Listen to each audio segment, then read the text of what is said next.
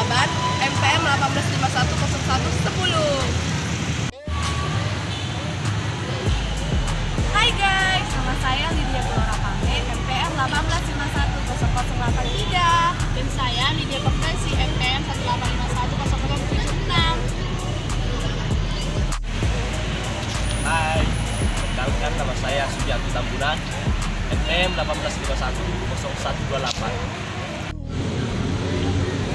Halo guys, nama saya Siti Kristiani Jule, NPM 18510092.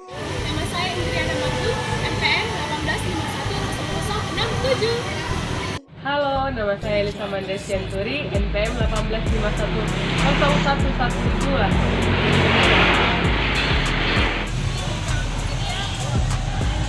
Hai, saya Raffi Manado, NPM 18510100.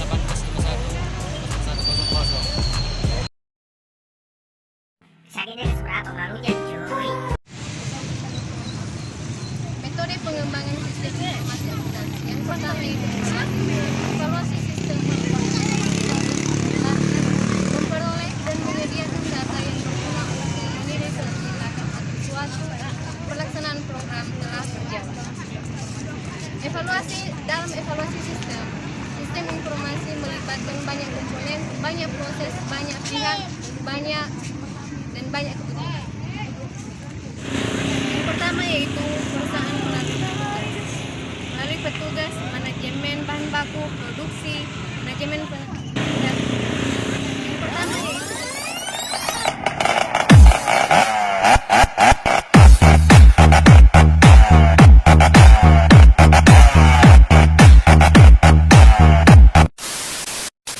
manajemen pemasaran, distribusi, personal, keuangan, dan akuntansi.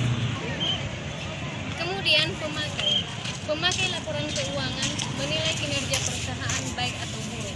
Dampaknya yaitu bagi investor, pemasok, karyawan, dan kreditur. Kemudian laporan posisi keuangan. Laporan posisi keuangan bertujuan untuk menilai posisi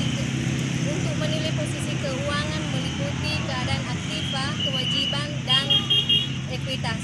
Kemudian yaitu laporan laba rugi komprehensif yang bertujuan untuk menilai kinerja manajemen. Yang selanjutnya yaitu laporan arus kas. Laporan arus kas bertujuan untuk menilai aktivitas investasi, pendanaan, dan operasi selama periode pelaporan.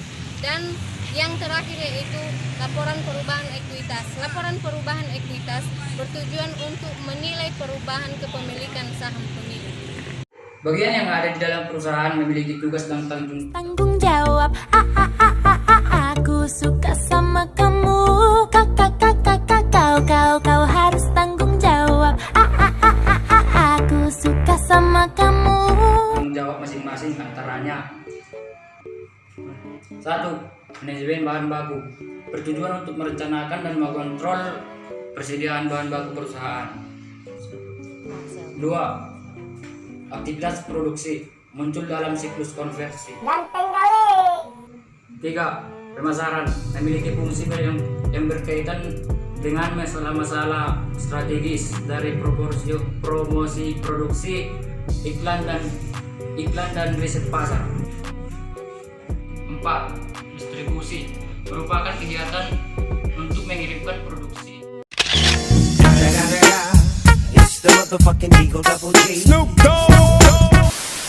Produksi ke pelanggan setelah penjualan. 5. Personel yang dimasukkan di sini adalah pegawai yang kompeten dan dapat diandalkan, merupakan sumber daya yang berharga bagi sebuah bisnis. 6. Keuangan manajemen sumber daya keuangan perusahaan melalui kegiatan dan perbendaharaan. Yang ketujuh, fungsi akuntansi mengatur sumber daya informasi keuangan perusahaan. Saya akan menjelaskan tentang pengertian metodologi, metode, dan metode pengembangan sistem. Di mana metode adalah suatu cara atau teknik yang sistematik yang dilakukan untuk mengerjakan sesuatu. Metodologi adalah suatu kesatuan metode-metode, prosedur-prosedur, konsep-konsep pekerjaan, aturan-aturan, dan postulat-postulat yang digunakan oleh suatu ilmu pengetahuan, seni, ataupun disiplin ilmu lain. Sedangkan metode pengembangan sistem adalah langkah-langkah yang dilalui oleh analis sistem dalam mengembangkan sistem, di mana memiliki dua metode. Yang pertama, metode tradisional atau konvensional, yang kedua, metode cepat atau modern. Nah, dalam metode tradisional atau konvensional melalui 3 tahap. Yang pertama, analisis sistem, yang kedua, desain sistem, yang ketiga, implementasi sistem. Nah, dalam analisis sistem berbeda tugas dengan programmer. Berbeda tugas itu sebagai berikut. Pengetahuan dan keahlian yang diperlukan oleh analisis sistem adalah pengetahuan yang luas dan keahlian yang khusus. Pengetahuan dan keahlian yang dimaksud adalah pertama, pengetahuan dan keahlian tentang teknik pengolahan data, teknologi komputer, dan pemrograman komputer, di mana keahlian yang harus dimiliki adalah keahlian dalam penggunaan alat dan untuk pengembangan perangkat lunak aplikasi dan teknik menggunakan komputer. Sedangkan pengetahuan teknik yang harus dimiliki adalah pengetahuan tentang perangkat keras komputer, teknologi komunikasi data, bahasa-bahasa komputer, sistem operasi, dan paket-paket pemrograman lainnya. Yang kedua, pengetahuan tentang bisnis.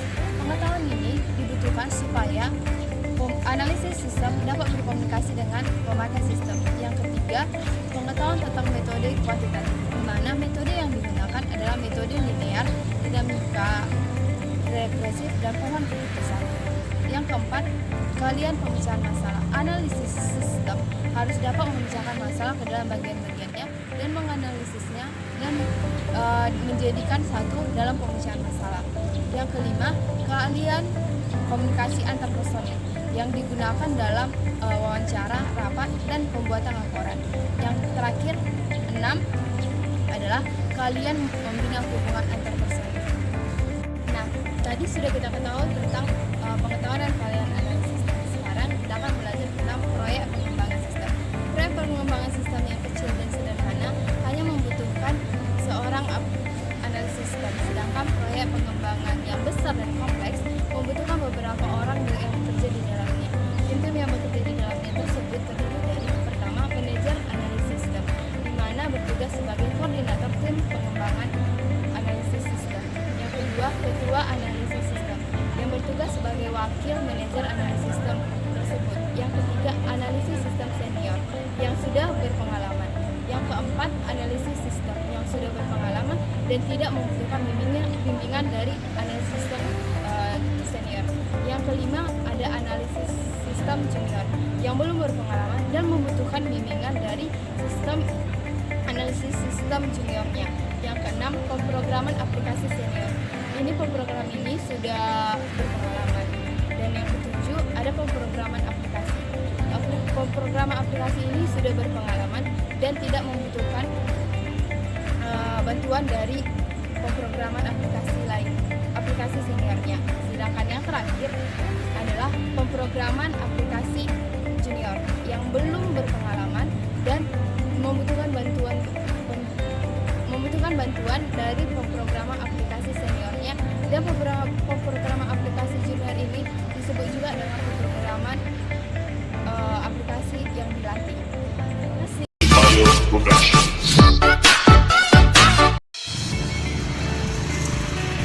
Alasan perusahaan mengembangkan sistem. Organisasi selalu dihadapkan pada perubahan atas kebutuhan dengan cara mendapatkan informasi yang lebih baru, lebih cepat, dan lebih andal. Sehingga sistem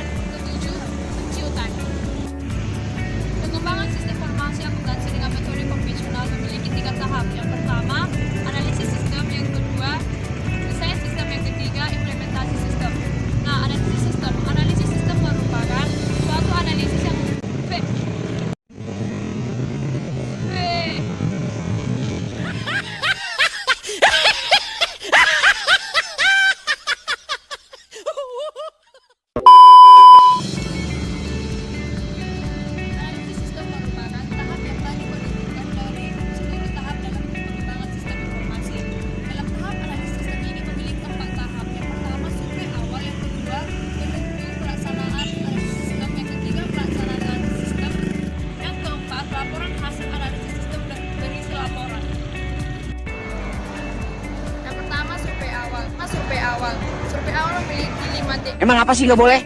Sombong amat. Survei awal.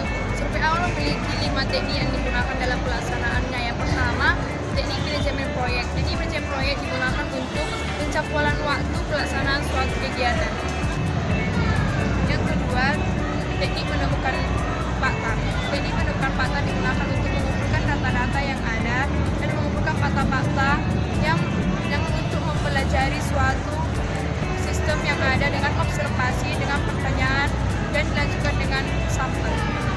Yang ketiga, teknik analisis biaya atau manfaat, yaitu teknik yang digunakan untuk menilai dari sisi kelayakan ekonomis dalam pengembangan sistem ekonomi.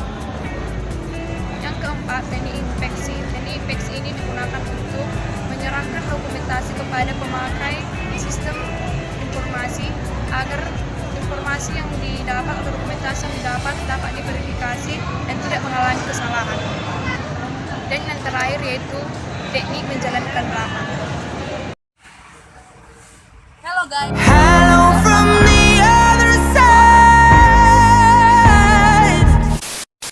Guys, di sini saya melanjutkan nomor 3 yaitu tentang pelaksanaan analisis sistem yang terbagi atas analisis laporan yang dihasilkan oleh sistem yang sekarang, 2. Menganalisis transaksi, 3.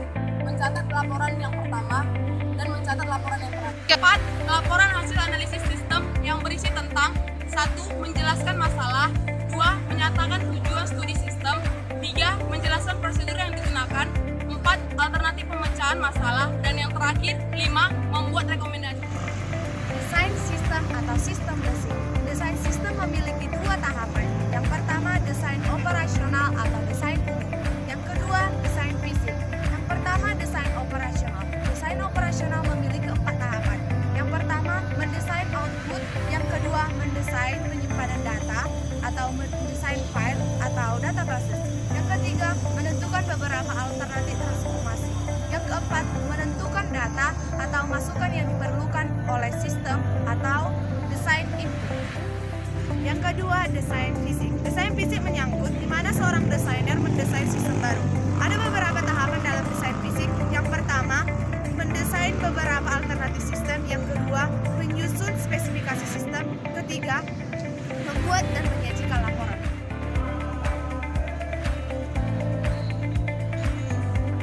Implementasi sistem merupakan tahap yang meliputi penyajian peralatan, penyusunan program, pelatihan karyawan, penyiapan jaringan, dan uji coba sistem. Implementasi harus direncanakan dengan baik agar sesuai dengan tujuan pengembangan sistem. Tahap implementasi sistem merupakan tahap terakhir tempat semua elemen dan aktivitas sistem tersebut disatukan.